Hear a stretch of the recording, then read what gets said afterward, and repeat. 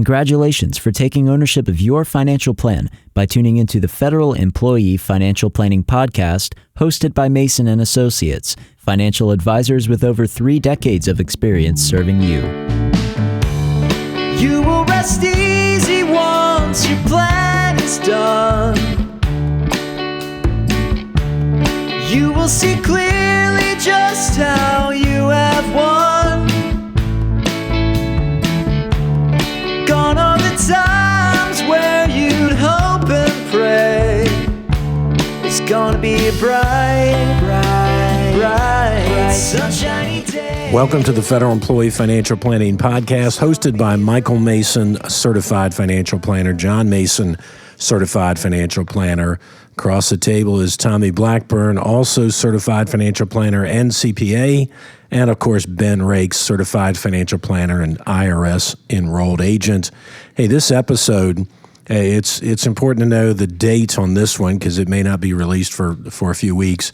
It's March 7th, and this is Military Survivor Benefits Open Season for all of 2023, and really that doesn't mean a whole lot because there's only 10 months of 2023 left, and we still don't have the rules, and that's why it's important to know that the date, because when this airs, maybe some additional rules will come out, and when it does, we'll update this. But for the next 10 months of 2023, it's an open season to either drop survivor benefits, don't know why you would do that, but to drop it if you purchased it, or to get your foot in the door if you did not. Let's just start with a recap. Whoever wants to take this. What's the cost to buy military survivor benefits, and what's the benefit? So the cost, assuming, Mike, you elect full survivor benefits under the military pension, is 6.5%. So basically what that means is if you had a $10,000 pension, you're going to subtract off, 6.5% of that, and that is the cost for SBP, and that's pre-tax. So really, if you're looking at this and you're saying, wow, that 6.5% is super expensive, it's really 6.5 times like 0.7. So it's really like 4 or 5% total cost. And then the maximum survivor benefit is 55% of the unreduced pension amount. So again, if we say $10,000 is your military pension, then $5,500 would be the full survivor benefit amount that you could pass on either A, to a child, or B, to a spouse. And if you did that, and you retired 10 years ago, then you've been paying 6.5% for the last 10 years. Like you said, it's pre-tax. And believe it or not, John, I got this call the other day from another ex-friend, or a friend, ex-client, name also John, retired military, and he asked me, he says, does military survivor benefits drop to 35% from 55% once you hit age 60 or once your spouse hits age 60 or 62? And I'm like, no, John, that's so old school. So I think it's important to bring that up. In early 2000, maybe it's 2005, 2006, the military got away from the reduction. They would, Tommy, go from 55% to 35% when your spouse was eligible for survivor Social Security. The first open season we've ever seen in the military was when they got rid of that. So in early 2005 or 6 times frame is when they had an open season, and they said it stays at 55%. So I don't know why I thought that was relevant, but I'm just curious because this is taking me back through some history and some information. Did the cost change over time since we used to have this reduction, or has it always been 6.5 and they just? Well, now you're adding confusion, but that's okay because when we ask questions like this, you'll know that we weren't born yesterday and we didn't just start helping federal employees and military yesterday. So when I was in, and the cost was very similar to CSRS. So the first $3,000 of your retired pay was charged at 2.5%. So if you had a $30,000 retirement, the first $3,000 was charged at 2.5%, and then everything else was charged at 10%. And then you went through this iteration where you could choose that old pricing, or you could choose the new pricing, which is 6.5%. So some people would take, just like in the CSRS, they would take the minimum survivor benefit because that was cheap. was 2.5%, and it protected $3,600 of your retirement. So no, it hasn't always been the same price, but when that iteration came in mid-2000, it's 6.5% of your pay, 55% is the benefit. Well, I think, Mike, you really dove right into this topic, and there's so much I think that we want to say about it. And number one, we've done a podcast episode on this before, where not all open seasons are created equal. Like, you have an annual open enrollment or open season for federal employee health benefits. It comes around every year. It's very boring. Most people don't think about it. They push it off and they're like, yeah, I'll make a change next year. Well, the only open season we've seen in survivor benefits was 2005, when the reduction or the phase out for Social Security was eliminated. And now, over almost 2 decades later, we have a second one. And this one is directly tied, if I'm not mistaken, to the fact that there is now a VA. If you're 100% disabled and meet other criteria, there could be a survivor benefit option under the VA and a survivor benefit under your military pension. And those two don't necessarily offset anymore. So I think that's why this open season exists for the next 12 months, is because there was a material change. And without another material change, people may never see another one of these again. Yeah, I would bet a whole lot of money that this is your last opportunity to correct what was probably a bad decision. You know, we're going to talk about no-brainers, people that should just say yes to survivor benefits, and then we're going to talk about those that may say yes, and those maybe that shouldn't at all. But we want to try and look at all situations and bring clarity to the decision. And maybe it's good for us to put this out, guys, why we're talking about military survivor benefit open season on the Federal Employee Financial Planning Podcast. Well, I can think of a handful of reasons. Number one, we have an enormous amount of our clients who are retired military and retired federal, right? So this is directly applicable to all those people. Number two, we've had people actually waive their military retirement in favor of buying those military years of service towards FERS. Why? Because maybe they're a GS-15 and they retired as an E8 and that pension's higher. And in addition to that, because they decline survivor benefits on military and they can pick it up on the federal side. So there are a lot of federal people out there that, one, have already retired from both, two, maybe thinking about waiving that retirement in favor of a federal retirement. Maybe that doesn't make sense anymore. And then three, this is a public service announcement. And four, we want our audience to be somebody's hero. Like, we're putting this information out there, and we want you, the audience, to share this with the community. I mean, folks, we live in Hampton Roads, Virginia. And so instead of talking to my partners here, I'm talking directly to you, our audience. We are trying to get on every major news station in this area, and nobody's returning our phone calls. Not one. So we're 2 months in to an open season with no rules. You can tell I'm frustrated. We got no rules. People have already died. We don't know what's going to happen to them. And no news station cares about our veterans enough to interview Mason and Associates to talk about how this open season is a life-changing opportunity. So not only is it up to our partners here, the guys sitting around the table from me, it's our audience's job to spread this word and share it. And I'll just say, we're going to do an awesome illustration via YouTube with poker chips. And we're going to show you the impact of survivor benefits. And we're going to link that video right here in the description. So not only will you have this longer form content, you're going to see a poker chip example that blows your mind. You're going to think, why has anybody ever declined SPP? You're going to see that on our YouTube channel. Well, we've spent a career helping people say yes to survivor benefits. My career is longer than yours. But one of the best examples, John was using poker chips, and people would come in back when we used to have a bunch of appointments in the office, and they would sit down and say, yeah, we've decided he has his retirement, I have mine, we're going to turn down survivor benefits. And then we show them what that looks like in stacks of poker chips, and then they realize how crazy they were. So that's a good choice. We'll show that on a YouTube video. They're going to love it. And when it's poker chips sitting across the table from you, and you start sliding those poker chips or moving them away, it's amazing how people get very emotionally attached to those poker chips, and they don't like it when they start seeing them go away. A little something that's been running through my mind as we've all been talking about this is why this might even be more important for those military folks out there is the average age of when a military retiree calls it quits has got to be what? Somewhere in the early to mid 40s? Yeah. So when you're making this decision and you're only 41, 42, 43 years old, you're still invincible. You still have a long lifetime to go. You're probably not thinking about providing for your spouse or even your kids. And it's really hard to comprehend the value of spousal benefits when you think you're going to live forever.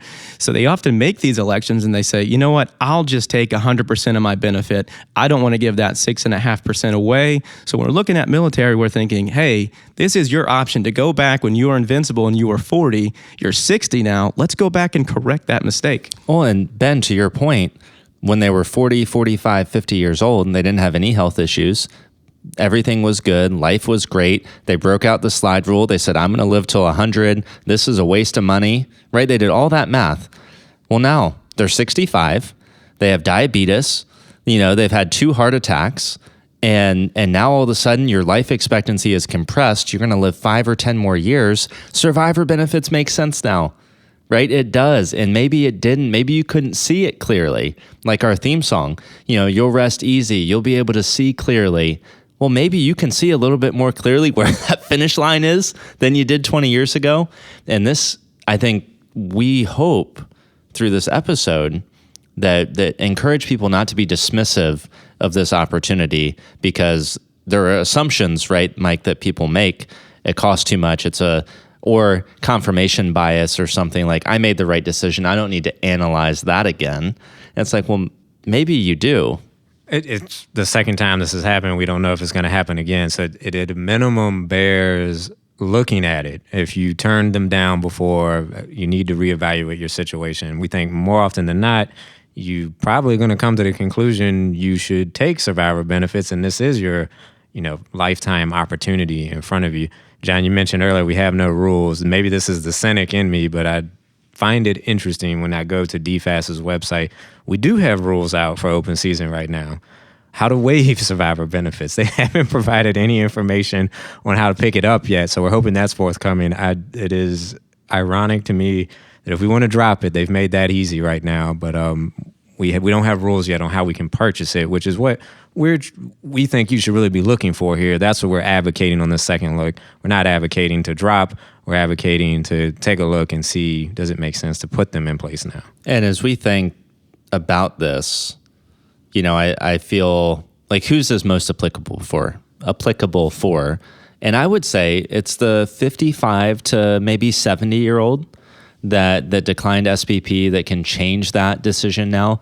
Like, do we really need a 97-year-old going back and reinstating survivor benefits? Probably not. Maybe if they have a much younger... Maybe if they have a younger spouse. I mean, I can't be dismissive of that, but like, generally speaking, 55 to 65 or 70 is probably the sweet zone for reversing this decision. Maybe we can help our audience and whoever wants to take this. If I have a $100,000 military pension and my survivor benefit is $55,000, and the writing's on the wall, I've got a relatively short life expectancy, my spouse is going to outlive me, what's the value of that? What's the value of a $55,000 cost of living adjusted survivor benefit pension? Let me explain it this way, because we've done some math. Ben and I built a Excel table. So if it's a $100,000 pension today, 30 years ago, it was a $50,000 pension. So we've done some math, and we figured that $100,000 pension today might need $150,000 to $160,000 of buyback to be in survivor benefits. And we know who's on my mind: a client with a terminal illness, a spouse with easily a 10 to 15 year life expectancy after this terminal illness. So if it cost $155,000, we're talking 3 years payback, right? I mean, we can do the math and say $55,000 cost of living adjusted income stream is like having $1 million or more in an investment. But in this scenario, it's an easy, clear, And here's the problem is if somebody sent this client the letter that said for $155,000 you can be in survivor benefits, 90% they're going to decline. 90% of the people are going to say, "Wow, where's that 155 coming from?" What a large number. Yeah, I'm not doing that, right? Yeah, where did that number come from? But it's interesting when you say, well, if I'll sell you $1 million asset for $170,000, would you take me up on it? Chances are you're going to say yes. Or the other way you broke it down, if you're going to get that $170,000 back in 3, or your spouse is going to get it back in 3 years, is this a deal you want to take? Most people now, it's how you frame things, right? If you just throw the number at them, they're not going to understand. They're going to be put off. But if you put it in context, then all of a sudden a different decision is going to be made. Well, my favorite story in this, and it goes back to when I was still in high school and you were changing people's lives during the last open season, you and Ken,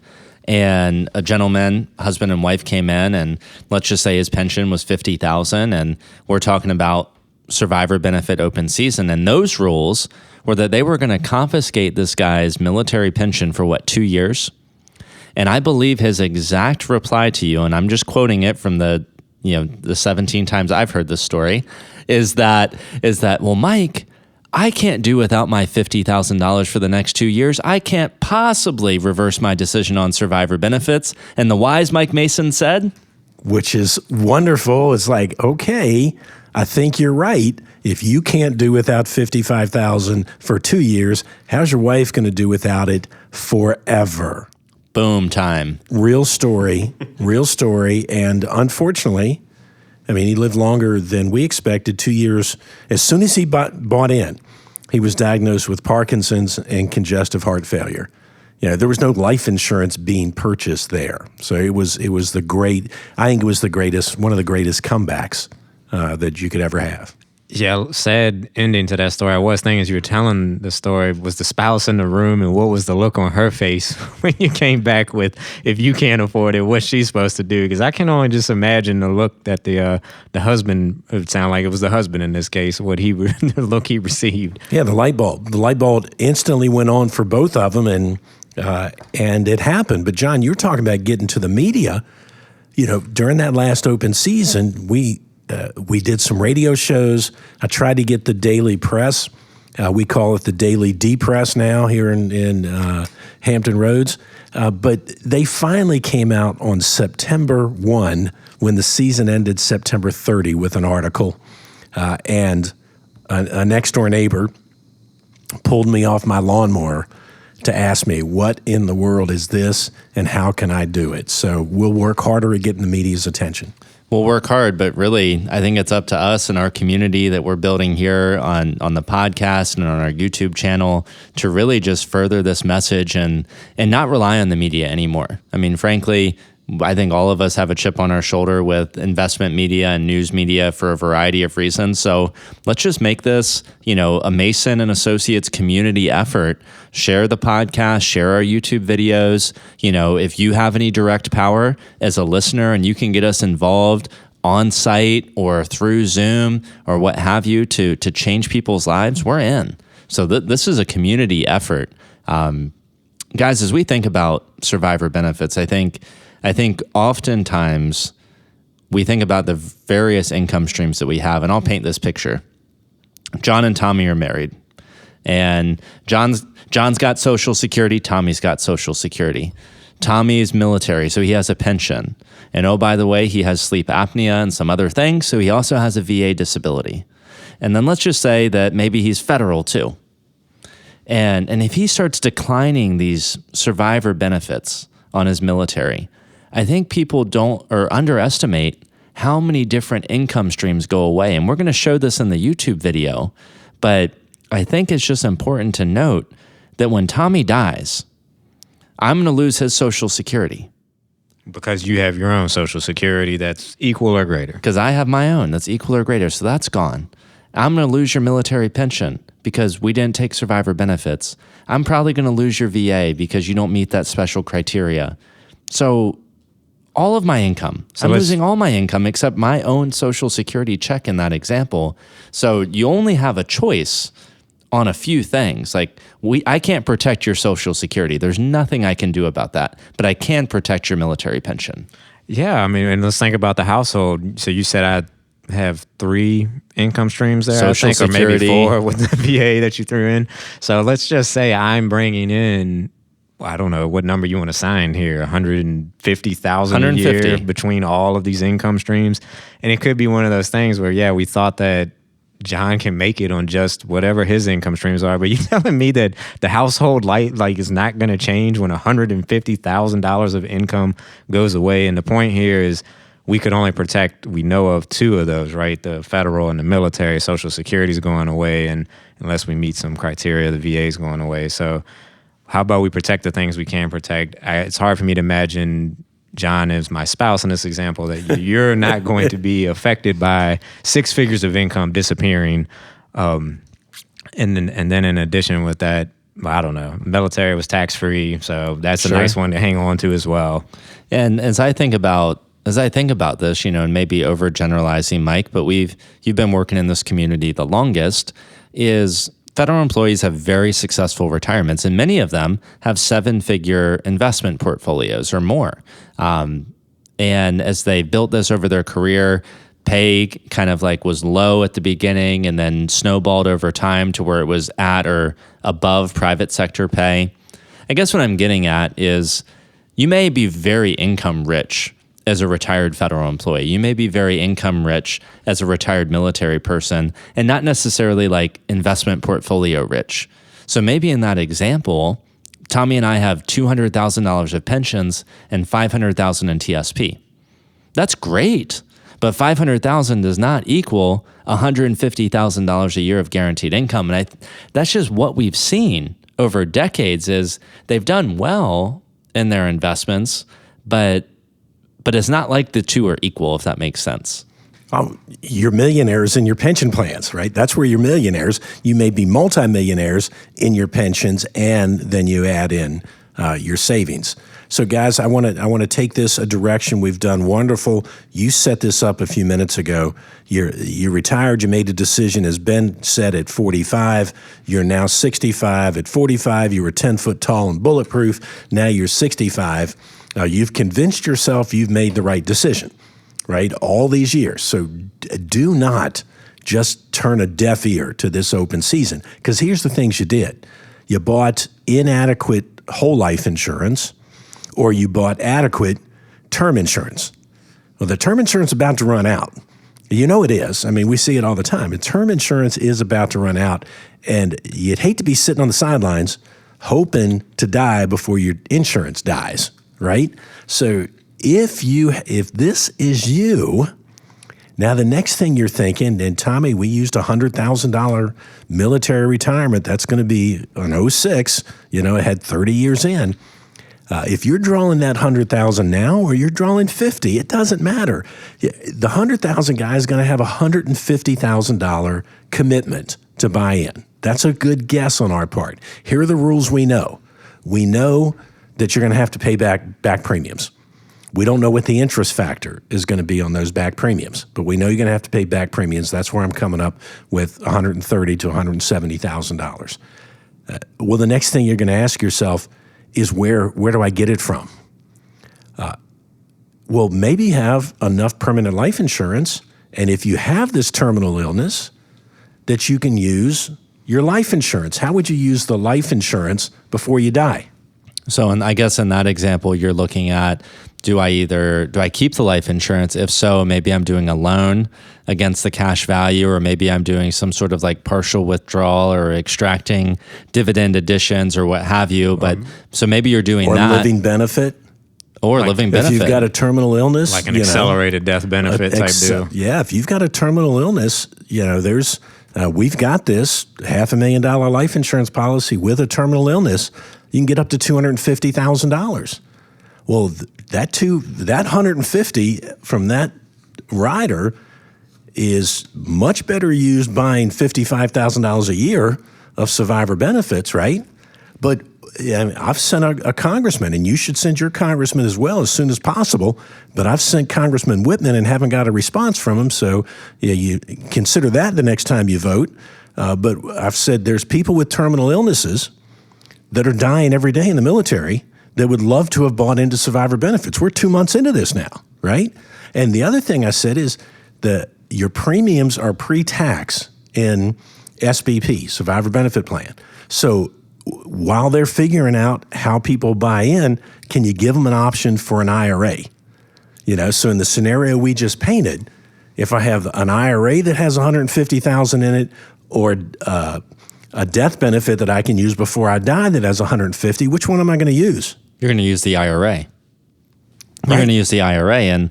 And maybe what we'll find out in all of this too, Mike, is that, so for CSRS folks, if there was time, unpaid for time in their pension calculation, and it was before like 1989 or 93, whatever the rule was, you had this thing called an actuarial reduction, where if you owed $50,000 for back CSRS time, you didn't have to pay it. What they would do is they would reduce your pension by $100, $200, or $300 a month.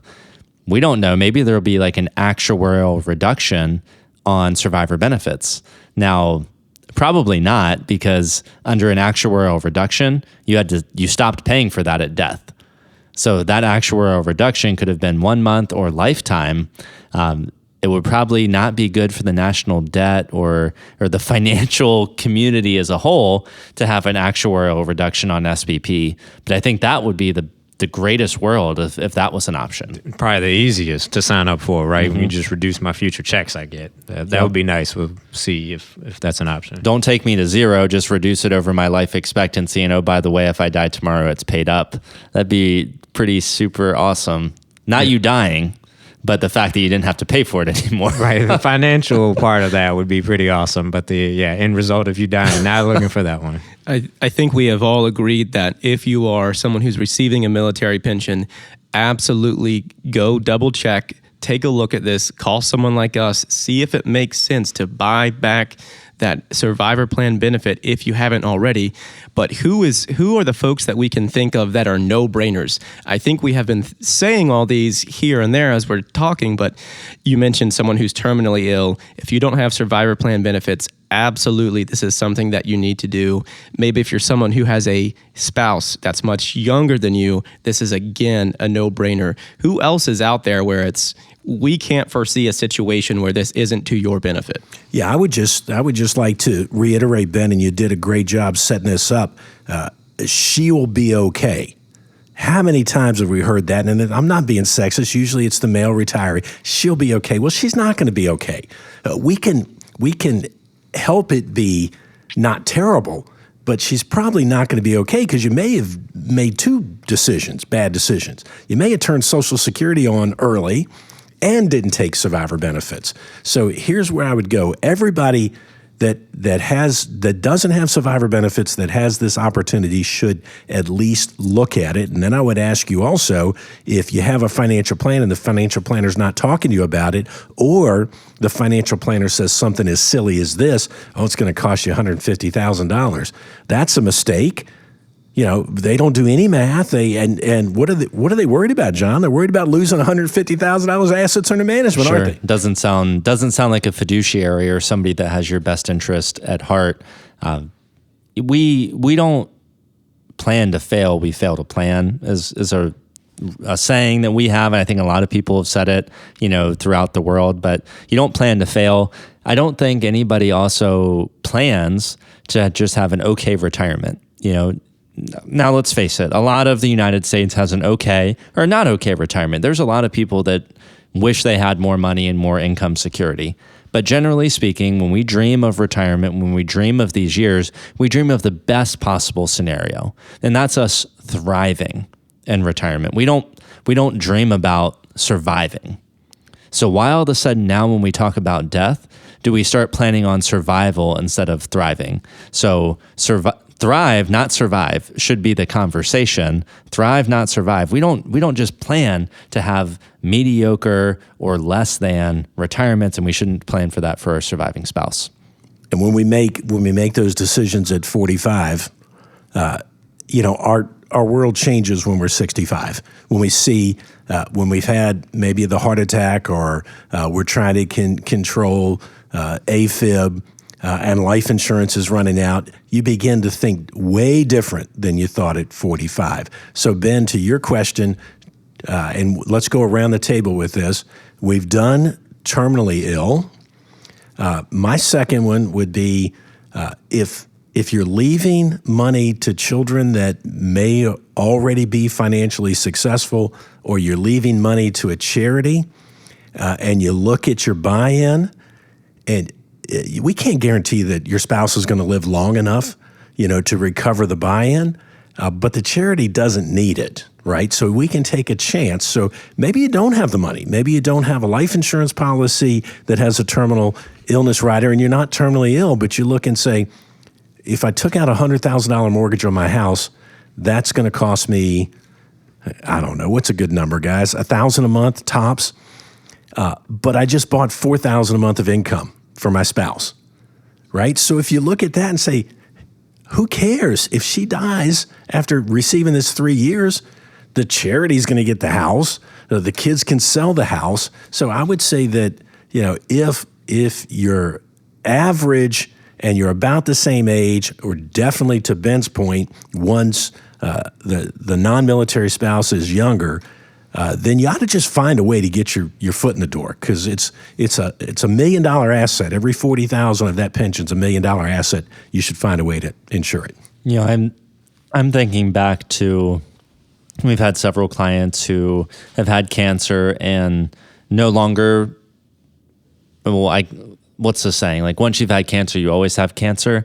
But we have clients who have had cancer who appear to have currently beaten it as of today, with the thought that it's going to come back probably in the future, right? That's kind of the logic between, if you've had it, you're going to have it again. So if you've had cancer and maybe you're better today, maybe it was breast cancer, prostate cancer, and you're better in 2023, and you had this 5 years ago, we should probably think about survivor benefits.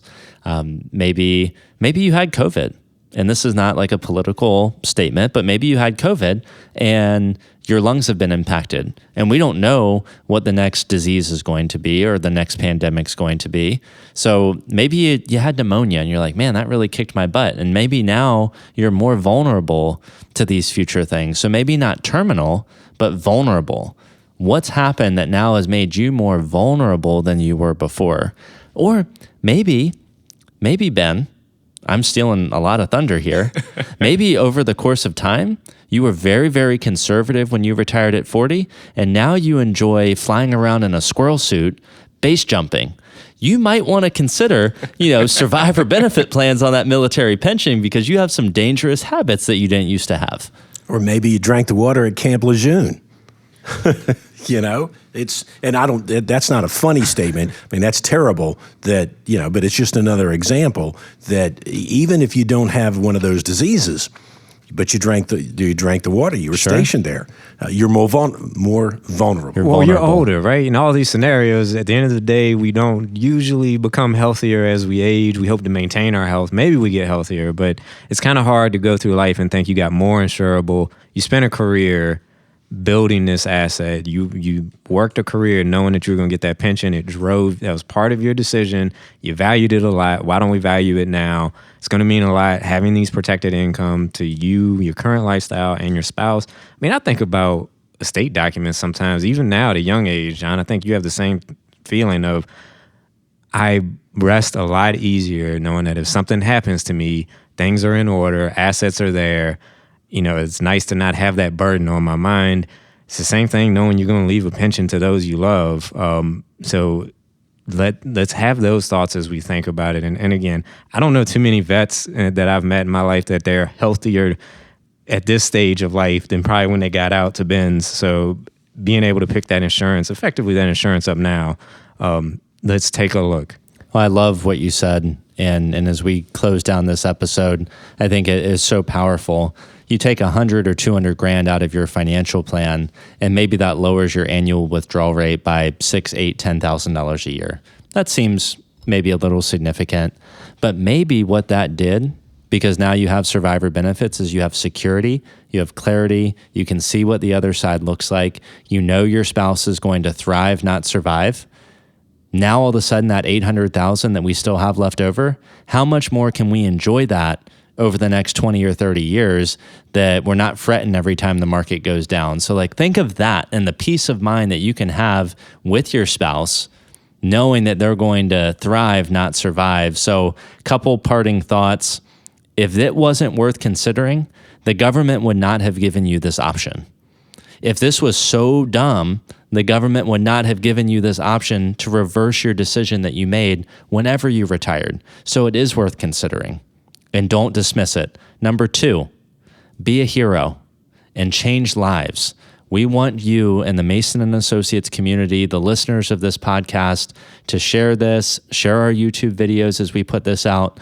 This is our responsibility as a community to change the world, serve our veterans, those who serve this country. We can't count on anybody else to do it because this doesn't sell on national TV.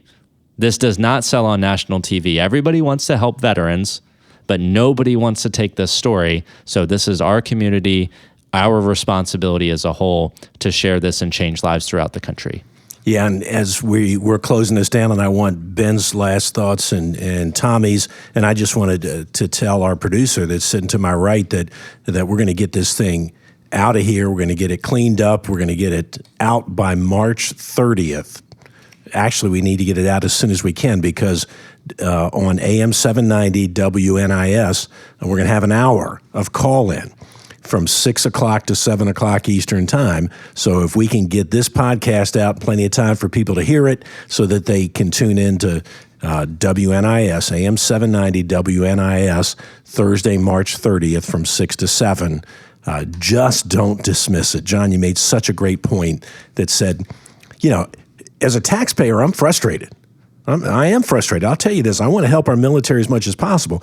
But typically when you make a bad decision turning down survivor benefits, you don't get the other opportunity, and taxpayers are going to lose money in this. But it's not, we don't judge our financial planning advice based on what's good for America. Once we have the rules are the rules, so we're going to help you get it. Well, folks, this has been another awesome episode of the Federal Employee Financial Planning Podcast. Thank you to all my hosts and co-hosts and our business partner, Ken Mason, who's not here with us today. To our clients, Tommy, please share your final thoughts. Thing I wanted to share here is go back to, this is how important survivor benefits is to us. Episode 2, survivor benefits, military and federal. So if you want to learn more about how survivor benefits work, check out episode 2. And again, thank you to our audience. Thank you to our existing clients who have empowered us and put us in a position where we can deliver this message to you, our audience of the Federal Employee Financial Planning Podcast. We're Mason and Associates, masonllc.net. You will rest easy once your plan is done. You will see clearly just how you have won.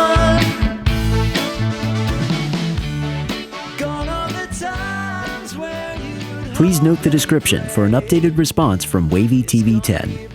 The topics discussed on this podcast represent our best understanding of federal benefits and are for informational and educational purposes only and should not be construed as investment, financial planning, or other professional advice. We encourage you to consult with the Office of Personnel Management and one or more professional advisors before taking any action based on the information presented.